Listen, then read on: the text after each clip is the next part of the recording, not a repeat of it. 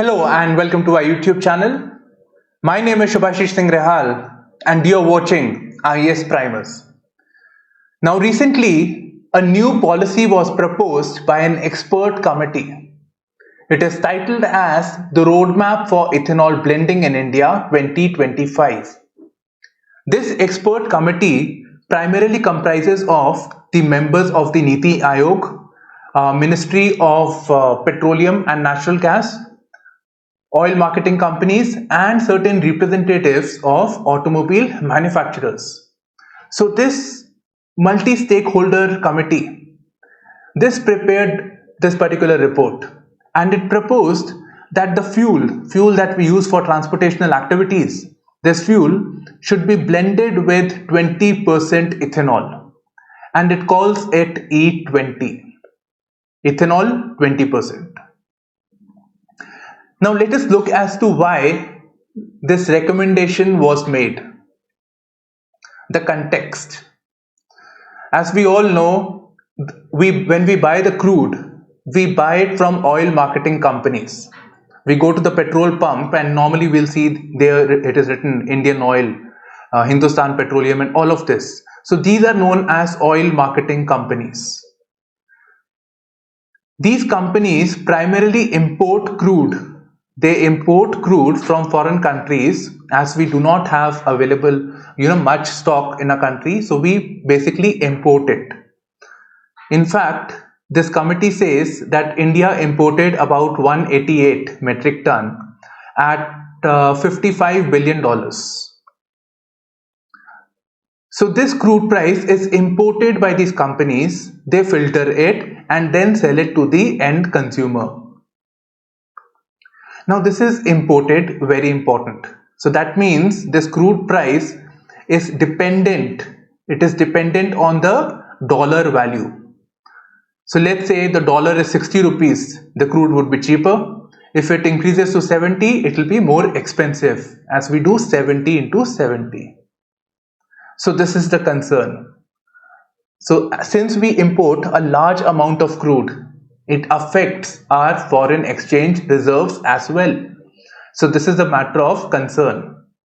And also, since it is imported from majorly OPEC countries. OPEC is basically a cartel. It is a cartel of exporting countries. It is said as Organization of Petroleum Exporting Countries. So they control the price.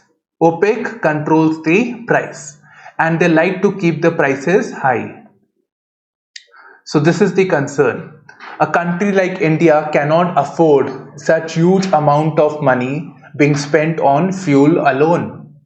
So it needs some sort of relief on this particular front. So these were the problems that government as well as the citizens, because ultimately the burden falls on the taxpayers. So these are the concerns, that is dependence on OPEC countries, the high price of the crude, dependence on foreign exchange, and also this crude is highly polluting. The petrol, diesel that we use is polluting. So it damages the environment and we are having so many issues because of the climate change presently. So in this context, ethanol is proposed, the blending with ethanol, and it addresses all the problems mentioned over here. So let us see what is ethanol. Ethanol can be made from anything that has biomass or organic content. In fact, the formula of ethanol is as simple as C2H5OH, and it is combustible. In many countries, we have seen that ethanol can be blended with petroleum and it can be sent to the market.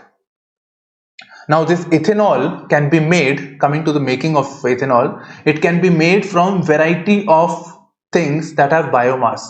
It could be made from edible biomass, cereals, grains. So from that it can be made.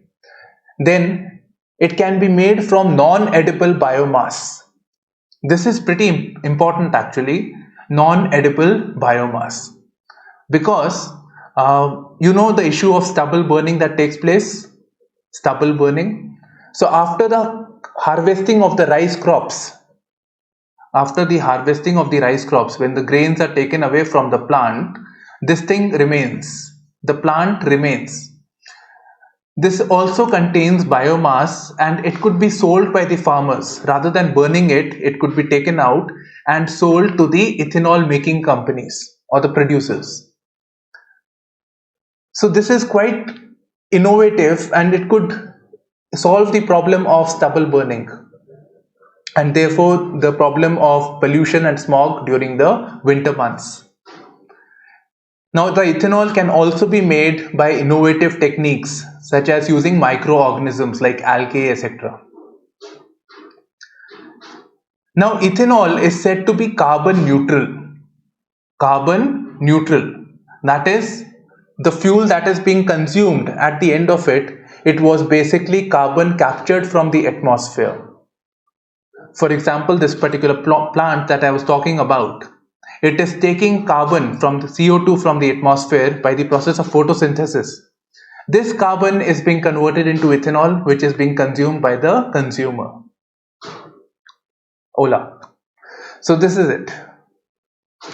Now, Prime Minister Modi, naturally this policy came, so Prime Minister Modi made an announcement, right? So this is the news article that was there, taken from Live Mint. Okay. Now, with reference to the biofuel or the blending of the ethanol is made from the biological resources, so biofuel. A policy was made in the year 2018 known as the National Biofuel Policy, which proposed the blending of fuel by 20%. So it set a target of 2030. So this was the target set, and now it has been preponed to 2025.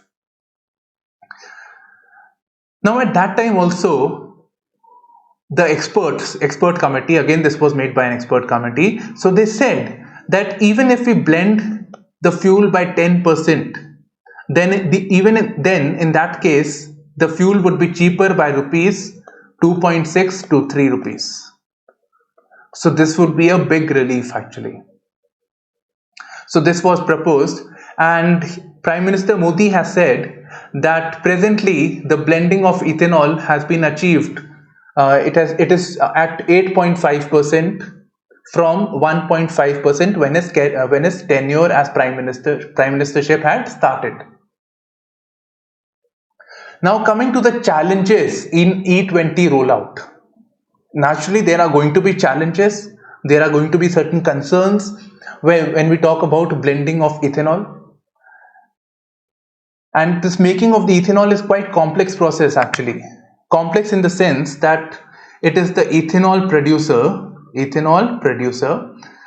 who has to get it from the market. In this case, let us assume the biggest market could be that of the farmer. So it has to create a supply chain where it produces from the people, it gets the feedstock. Feedstock is something that is required to make something. So feedstock in this case is making of the ethanol. So making of the ethanol by the production, and then it is selling it to the oil marketing companies. So when we are talking about producers, we are basically referring to the people who are making ethanol. So the concerns are availability of sufficient feedstock. Remember, till now, we do not have an pre-existing supply chain mechanism. So this has to be created. The farmers need to be made educated and aware of the benefits of selling to the ethanol producers. So this has to be done. Second, there is a need to augment. There is a need to increase the ethanol production. We need to increase the number of facilities. The farmers can sell, but the number of facilities should also be more, as the farmers can reach out to them, farmers or anybody actually. So this has to be increased. Then there is a concern of interstate movement of ethanol. So that needs to be rationalized. The taxes needs to be rationalized. Presently, alcohol is a state subject, and excise duty is charged on it. So the states may protest. So this needs to be rationalized. Then when we talk about the biomass, we are talking about it being produced from the soil. So there are concerns similar to that of agriculture, that is weather related issues. There may be a drought, there may be floods, untimely rains. So this may affect the farming for ethanol. And lastly, there is a concern over what would be the price of feedstock. The farmers would like to have higher price as this would augment their incomes. If the feedstock is more expensive, the farmers will earn more money. But in that case, ethanol producers will earn less money. Our ethanol may become more expensive. So ultimately the burden will fall on to the end consumer. Then it is the oil marketing companies, Indian Oil, HPCL, all those things. These are the companies which filter and then it sells it to the market, end market. Now it needs to ensure the availability of ethanol. It needs to create a new infrastructure so that ethanol is made available. Now when I say infrastructure, I can give you one example. As per the new auto fuel policy, we are supposed to be on BS6. BS6 is basically a standard of filtering of the petrol and diesel. But presently, most of our country, we are still on BS3 and BS4. So even if, we can see the challenge over here and the deadline is very close, that is 2025, only 4 years. So this needs to be done. Then we need changes in the marketing infrastructure. These companies would also have to make certain changes. They need to create new storage capacity. They need to change the type of nozzles. Nozzles, the thing that goes into the cars which fills the fuel. So that needs to be recalibrated for ethanol. So there are a host of challenges before the oil marketing companies. And lastly, it is for the automobile manufacturers. As most of the ethanol, most of the fuel, petroleum, diesel, all those things, it is being consumed by the cars. So the automobile manufacturers need to alter the technology so that it is compatible with ethanol blended fuel. So ethanol blended fuel, and for that what needs to be done? We need to create parts which are compatible to ethanol. And for this, it is not just the factories, automobile companies that is making, but also the vendors of these companies. They need to be handhold and trained to make these parts. There is a need to optimize the engines, optimization of engines, the place where the fuel burns, that needs to be conditioned for ethanol blended fuel. And lastly, there is a need for conducting adequate durability studies. Durability studies are very important from the view of safety. Many times you would have seen that the car catches fire. So with respect to a new fuel, when we are introducing a new fuel, there are new concerns, and therefore adequate testing needs to be done before it is launched into the market. Otherwise it could be a major hazard. So these were some of the concerns that I have listed over here. So these are the things that needs to be looked into before introducing the E20 into the marketplace. Now coming to the roadmap, it's very bureaucratic actually, but we have to do it. So this committee has basically made certain recommendations to Ministry of Oil and Petroleum and Natural Gas, MOPNG. So it says that it should immediately notify the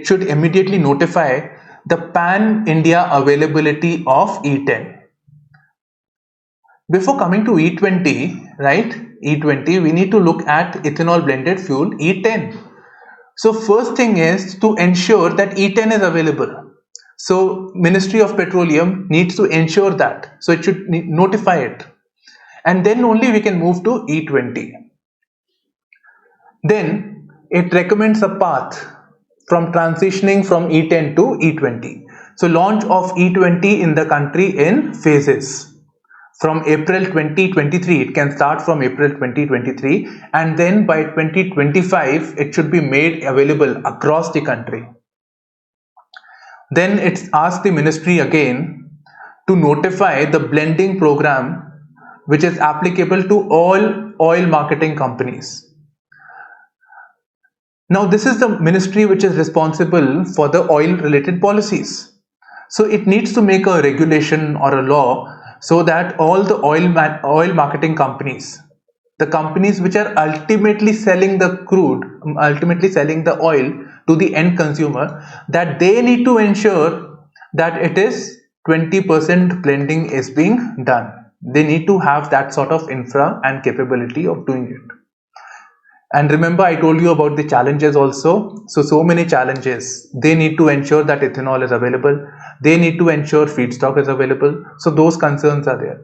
And they need to be ensured that the fuel is available, because without the fuel this cannot work. That is a concern over here.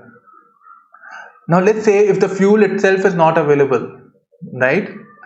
It is not possible that from 2020-25 everybody starts using cars which are E20 compatible. It is not possible, right? It is not feasible, practical. So it suggests that there should be cars which are flex fuels. They should be flex fuel vehicles. That is, it could work on different types of fuels. It can work on E10, E20, and let's say in the worst case scenario without the blended fuel, ethanol blended fuel as well. So it is asking the companies to encourage flex fuel vehicles. And most importantly, the citizens, farmers, and all of the country should be made aware about the benefits of blending of ethanol. Then only it will be a success. So it recommends a nationwide education campaign in partnership with industry. So this is all we have on this particular report.